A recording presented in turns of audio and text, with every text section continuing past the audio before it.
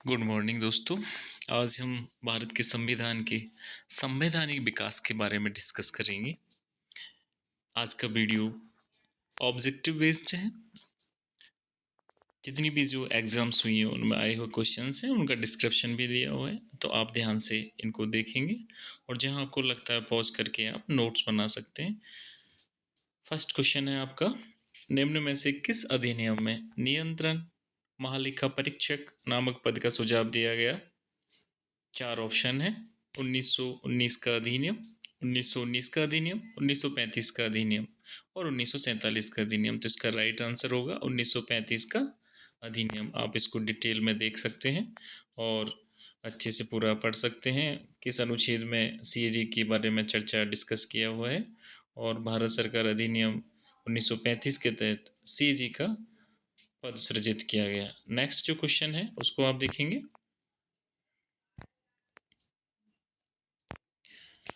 कोलकाता में उच्चतम न्यायालय की स्थापना किसके द्वारा की गई? तो किस एक्ट के द्वारा कोलकाता में उच्च न्यायालय की स्थापना की गई दोस्तों? पहला ऑप्शन है 1773 का रेगुलेटिंग एक्ट, जिसको हम बोलते हैं विनियामक अधिनियम। 1784 का पिट्स इंडिया एक्ट। 1793 का चार्टर अधिनियम। 1813 का चार्टर अधिनियम।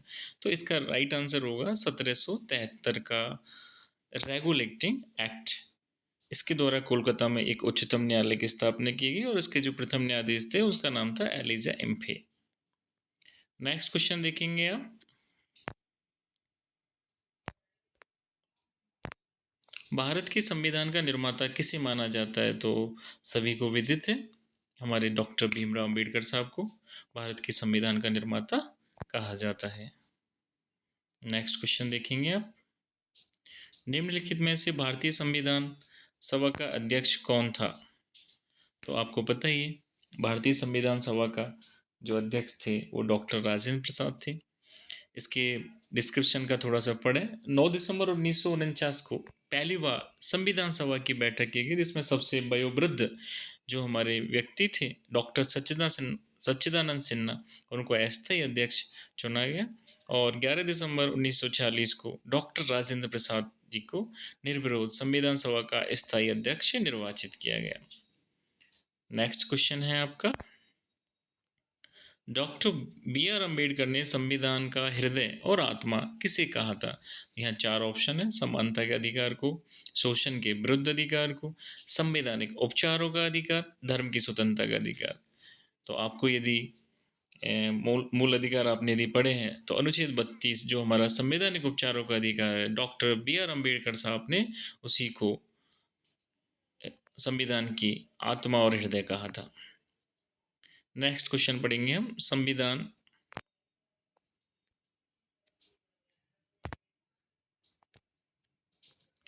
नेक्स्ट क्वेश्चन है आपका, संविधान का प्रारूप पूरा कब हुआ? आपको जैसा पता है कि संविधान का जो निर्माण है वो संविधान सभा ने स्टार्ट कर दिया था। इसके लिए एक प्रारूप समिति का भी निर्माण किया गया था और लास्ट में जो इसका अंतिम वाचन था वो 14 नवंबर से लेकर 26 नवंबर 1949 को हुआ और 26 नवंबर 1949 को हमने संविधान को एडॉप्ट किया था और उसी तारीख को संविधान का प्रारूप पूरा हुआ था। इस डिटेल को भी आप पढ़ सकते हैं। नीचे प्रारूप समिति के जो सदस्य हैं उनको भी आप अच्छी तरह से याद कर सकते हैं। हमेशा ये एग्जाम में आता रहता है, हमारी जितनी भी एग्जाम्स होती हैं, कभी अध्यक्ष को पूछा जाता है, कभी सदस्यों को पूछा जाता है, कभी कभी कौन सा सदस्य नहीं है। तो हमें ये एक अध्यक्ष डॉक्टर बी आर अम्बेडकर साहब, उसके अलावा 6 अन्य सदस्य हैं और जिसमें 2 सदस्यों का बाद में प्रतिस्थापन किया गया। एक साथी का स्वास्थ्य खराब हो गया था, बी एल मित्रा साहब का, और उनकी जगह एन माधव राव आए थे और डी पी खेतान साहब की मृत्यु हो गई थी, उनकी जगह कृष्णमाचारी। तो इस तरह से आप ये प्रारूप समिति के सदस्यों को नोट कर लेंगे और याद कर लेंगे। और ये जो डिटेल है संविधान के प्रारूप वाली, इसको भी आप थोड़ा सा अध्ययन कर लेंगे। नोट्स बनाना चाहे नोट्स बना सकते हैं। कितने लोग थे उस दिन? 284 थे। कितने दिन में पूरा हुआ? 2 वर्ष 11 महीने 18 दिन में ये पूरा हुआ है ना। कितने रुपए खर्च हुए? लगभग 64 लाख रुपए खर्च हुए थे। कितनी बैठकें हुई थी इसमें, है ना। तो ये सारी चीज़ें बहुत इंपॉर्टेंट हैं और इनको आप अच्छे से याद करेंगे।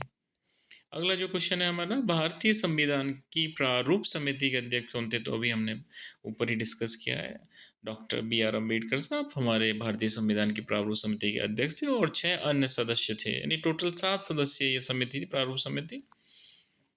ये क्वेश्चन बहुत बार आया हुआ है। भारतीय संविधान के जो मद हैं उनको किस देश से लिया गया है, यानी किस देश के संविधान से कौन कौन सी मद हमने उठाए थे। तो सबसे पहला था राज्य के नीति निर्देशक कहाँ से लिए, तो आपको मिलान करना है। दूसरा है मूल अधिकार कहाँ से लिए हमने। संघ राज्य संबंधों की समवर्ती सूची कहाँ से ली है हमने। भारत के राज्यों का संघ है तथा संघ में अधिक शक्ति निहित है। तो ये थोड़ा सा आप जब संविधान के पढ़ोगे संविधान निर्माण कहाँ से हुआ है, संविधान का स्रोत क्या है, तो उसमें नीति निर्देशक तत्व हमारे आयरलैंड से लिए गए हमने। मूल अधिकार हमारे संयुक्त राज्य अमेरिका से लिए गए हमने। संघ राज्य समवर्ती सूची जो है हमारी आपके ऑस्ट्रेलिया से लिया गया है हमारा।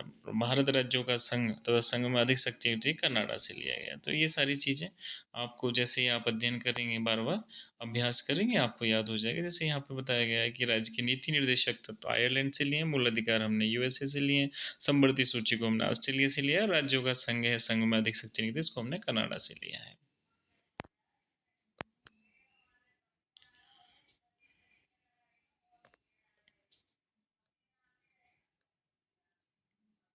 नेक्स्ट क्वेश्चन है हमारा, भारत के संविधान के निर्माताओं का मत निम्नलिखित में किस में प्रतिबिंब होता है। तो आपके यहाँ 4 ऑप्शन है। उद्देशिका में होता है जिसको हम प्रियम्बल कहते हैं, मूल अधिकार, राज्य के नीति निर्देशकता, डीपीएसपी, मूल कर्तव्य। तो आपको विदित है कि भारत के संविधान का जो निर्माता थे उनका जो मत था वो हमारे प्रियम्बल में झलकता है। और जब आप प्रियम्बल को देखेंगे तो संविधान निर्माण की जितनी भी ऑब्जेक्टिव्स हैं, जितने भी प्रिंसिपल्स हैं, वो सारे आपको झलकते हैं।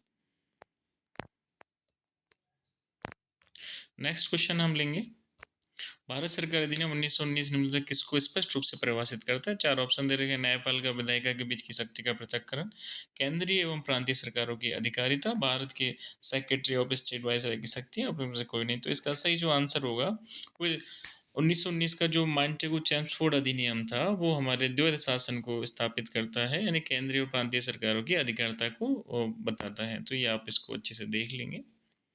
नेक्स्ट जो क्वेश्चन है आपका वो है आपका, निम्नलिखित में संविधान सभा की संघ संविधान समिति यूनियन कॉन्स्टिट्यूशन कमेटी के चेयरमैन कौन से। अलग अलग अनेक समितियां हैं, 8 से 10 बार इंपॉर्टेंट जो महत्वपूर्ण समितियां हैं उनको आप याद भी करेंगे और कई बार हमारे क्वेश्चन में भी आती हैं ये। तो संघ संविधान समिति के अध्यक्ष कौन थे। बी आर अम्बेडकर साहब प्रारूप समिति के थे, जेपी कृपलानी झंडा समिति के थे, जवाहरलाल नेहरू जी संघ संविधान समिति के अध्यक्ष थे। आपको ध्यान रखना है। तो इसका राइट आंसर होगा सी, जवाहरलाल नेहरू जी संघ संविधान समिति के अध्यक्ष थे। अन्य समितियों के ये अध्यक्ष बता रखे, इनको आप याद कर सकते हैं। नेक्स्ट क्वेश्चन है हमारा, संविधान सभा के किस सदस्य ने यह समाधान प्रस्तावित किया कि भारत का राष्ट्रीय ध्वज समान अनुपात में केसरी, सफेद, गहरे हरे रंग का 36 तिरंगा हो जिसमें बीच में गहरे नीले रंग का चक्र हो। ये 4 ऑप्शन है। जवाहरलाल नेहरू जी ने, बी आर अम्बेडकर साहब ने, राजेंद्र प्रसाद जी ने और सरदार वल्लभ भाई पटेल साहब ने। तो इसमें आपका सही आंसर होगा जवाहरलाल नेहरू जी ने ये सुझाव दिया था कि हमारा राष्ट्रीय ध्वज ऐसा होना चाहिए। और हमने ये 22 जुलाई 1947 को इसको हमने स्वीकार कर लिया, राष्ट्रीय ध्वज के रूप में तिरंगे को हमने स्वीकार कर लिया। नेक्स्ट क्वेश्चन है आपका,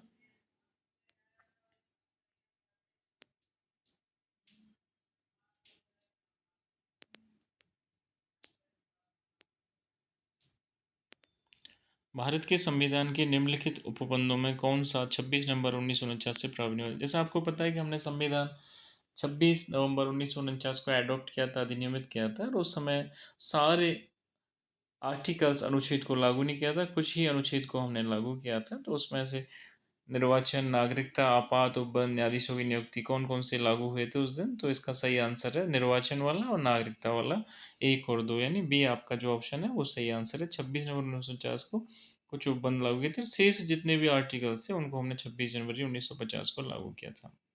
ये आपके कथन वाला क्वेश्चन आता है कई बार, और इसमें एक कथन दिया होता है और कौन सा सही है कौन सा गलत है पूछा जाता है। भारत सरकार अधिनियम 1935 से केंद्र में देव शासन आरंभ हुआ, प्रांतों को प्रांतीय स्वायत्तता प्रदान की गई, है ना। तो इसका सही आंसर भी है। दोनों कथन अलग अलग है और सही है, किंतु कथन सेकंड फर्स्ट की सही स्पष्टीकरण नहीं करता है। तो इस तरह के क्वेश्चंस पूछे जाते हैं। नेक्स्ट जो आपका क्वेश्चन है वो देखेंगे आप, भारतीय संविधान में उल्लिखित आपातकालीन प्रावधान किस देश के संविधान से लिए गए? जैसा कि अभी हमने स्रोत की बात की थी, तो आपातकालीन जो प्रावधान है हमने जर्मनी से ग्रहण किए हैं। तो इसका राइट आंसर होगा सी।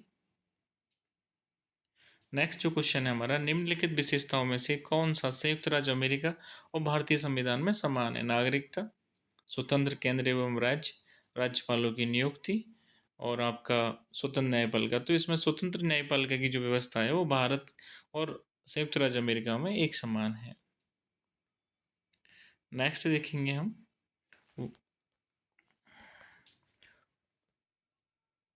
भारतीय संसदीय प्रणाली ब्रिटिश संसदीय प्रणाली से भिन्न है, क्यों?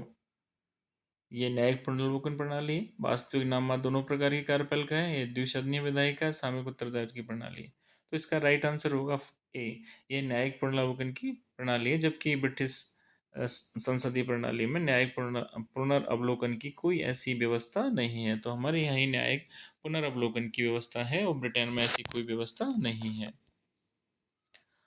भारत के संविधान के आलेखन सदस्य के रूप में अल्लादी कृष्णमय अय्यर के बारे में निम्नलिखित कौन सी कथन सही है? भारत के संविधान के निर्वाचन में ये जो अल्लादी कृष्णा स्वामी अय्यर प्रारूप समिति के सदस्य थे, जिस प्रारूप समिति में बी आर अम्बेडकर साहब अध्यक्ष थे और एक बहुत ही अच्छे सदस्य थे। उसमें भारत के संविधान के निर्वाचन संबंधित महत्वपूर्ण निर्णयों के लिए उच्चतम न्यायालय की भूमिका के ये पक्षधर थे। इनका मानना था कि स्वतंत्रता सामाजिक निग्रह के बीच उच्चतम न्यायालय की एक रेखा खींचनी पड़ेगी। तो ये न्यायपालिका कार्यपाल के प्रभुत्व उनका विश्वास था, वे शासन अधिनायक स्वरूप पक्षधर थे। तो केवल जो फर्स्ट और सेकंड है इसका आंसर ये होगा, और इसमें ये दोनों बातें इन्होंने ही कहा था कि जो न्यायालय है उसकी भूमिका उच्चतम न्यायालय के पक्षधर थे, और ये स्वतंत्रता और सामाजिक निग्रह के बीच एक रेखा हमारे न्यायालय को खींचनी पड़ेगी। नेक्स्ट है आपका, संविधान सभा द्वारा अंगीकृत ऐतिहासिक उद्देश्यों के कथन के संबंध में कौन सा कथन सही है? उद्देश्यों के कथन ने अपने सभी उत्तरवर्ती चरणों से संविधान के रूप निर्माण को अनुप्राणित किया है। ये केवल एक प्रस्ताव भरी नहीं था, बल्कि एक घोषणा, दृढ़ संकल्प, प्रतिज्ञा थी। इसने हमारे संविधान के अंतर्निहित दर्शन प्रदान किया। तो ये तीनों जो कथन हैं वो संविधान सभा द्वारा अंगीकृत किए, और यही सारे के सारे कथन आपके सही हैं। तो इसका सही आंसर सी होगा। नेक्स्ट जो क्वेश्चन है, निम्नलिखित में से कौन सी विशेषताएं ब्रिटिश संविधान से भारत के संविधान में कानून ली? कानून का शासन, विधि निर्माण की प्रक्रिया, न्यायपालिका की स्वतंत्रता, संसदीय व्यवस्था। तो इसमें न्यायपालिका की जो स्वतंत्रता है, आपने पूर्व में क्वेश्चन में देखा, ये हमारे यूएसए से समानता रखती है, यूएसए से हमने ग्रहण किया है। बाकी कानून का शासन, विधि निर्माण की प्रक्रिया, संसदीय व्यवस्था और अन्य जो व्यवस्था है वो हमने ब्रिटिश शासन से लिया। न्यायपालिका की व्यवस्था हमने यूएसए से लिए। तो इसमें कौन सा आंसर सही होगा आपका? एक, दो और चार सही है, और जो तीन वाला है यूएसए से समानता रखता है हमारा। नेक्स्ट क्वेश्चन है, इनमें से कौन से संविधान प्रारूप समिति के सदस्य नहीं? जैसे मैंने आपको कहा कि आपको सारे सदस्यों के नाम याद होंगे तो ही आप इसमें से बता पाएंगे। एन जी अयंगर साहब हमारे सदस्य थे, के एम मुंशी साहब हमारे सदस्य थे, बी एन राव साहब हमारे प्रारूप समिति के सदस्य नहीं थे। संविधान सभा में संवैधानिक सलाहकार के रूप में बी एन राव साहब को हमने माना था। मोहम्मद सादुल्ला साहब हमारे प्रारूप समिति के सदस्य थे। तो इस तरह से आपको जो सदस्य हैं उन सबके नाम याद होने चाहिए, तभी जाके आप इन चीज़ों को सही कर पाओगे। इसमें दिया हुआ है कौन कौन से सदस्य थे, तो आप देख सकते हैं। अगला जो क्वेश्चन है हमारा, 26 नवंबर 1949 को भारत के संविधान में निम्नलिखित में से कौन सा प्रावधान लागू हुए? नागरिकता, निर्वाचन, अस्थायी संसद, मौलिक अधिकार। तो इसका सही आंसर होगा आपका एक, दो, तीन, यानी नागरिकता, निर्वाचन, अस्थायी संसद, मौलिक अधिकार बाद में लागू किए। और ये इसमें बताया हुआ है कि 26 नवंबर को कौन कौन से अनुच्छेद हमने लागू किए थे। मित्रों, ये जो हम क्वेश्चन कर रहे हैं काफ़ी ज़्यादा हैं, 44 क्वेश्चन है। तो आज हम केवल 22 क्वेश्चन करेंगे, शेष अगले पार्ट में करेंगे। और आप इनको एक बार पुनः देखते हुए और जहाँ जहाँ आपको लग रहा है याद करना, जैसे ये सबसे इम्पोर्टेंट है, प्रारूप समिति हमेशा पूछी जाती है। और इस प्रारूप समिति के जो अन्य सदस्य हैं उनके नाम आप याद कर लें। कौन से दो सदस्य हैं जिनको बाद में स्थापित किया गया था? एक साथी की स्वास्थ्य खराब होने से और एक साथी की मृत्यु होने के कारण। तो ये भी आप याद कर लें अच्छे से, ये काफ़ी पूछे गए हैं, बहुत अच्छे क्वेश्चन हैं आपके। अन्य जो क्वेश्चन है वो भी बहुत इम्पोर्टेंट हैं। किस संविधान बनाने में किस देश से क्या हमने ग्रहण किया था, है ना, ये यहाँ पे है, ये काफ़ी इम्पोर्टेंट है आपका। इसको भी आप अच्छे से याद कर लें, बहुत इम्पोर्टेंट है ये।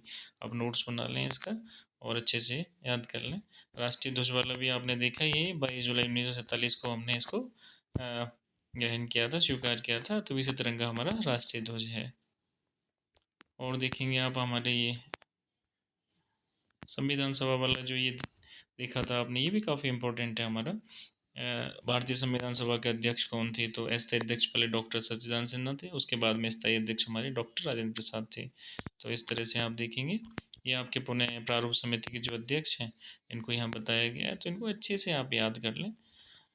उम्मीद है आपको ये वीडियो पसंद आया होगा, और इसी तरह से पूरी हमने जो भारतीय राज्य व्यवस्था है उसकी MCQ बनाया हुआ है। आप एक के बाद एक सीरीज में देखते जाएं और अपने क्वेश्चंस बनाएं, और ये सारे क्वेश्चंस आपके जो कंपटीशन की एग्जाम में उनमें आए हुए हैं। Thank you.